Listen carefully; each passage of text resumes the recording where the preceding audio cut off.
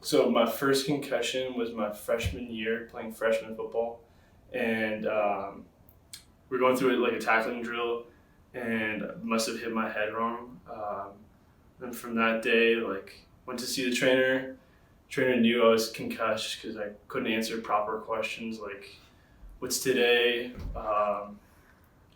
What's like, gosh, can't even remember honestly. But it was more of like personal questions, and I just couldn't answer those. Um, and it was like the side of my helmet being hit, so just normal tackling drills.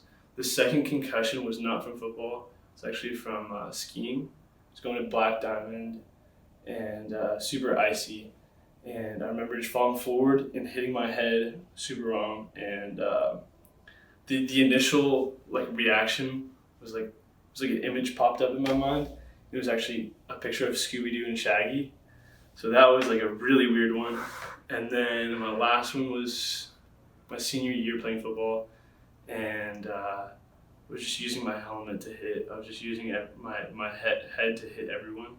Um, and I just remember one play where someone came to the side and just knocked me on my ass, and stayed home for about a month and a half. Didn't apply to any colleges, um, and that was the rough, like a rough time for me.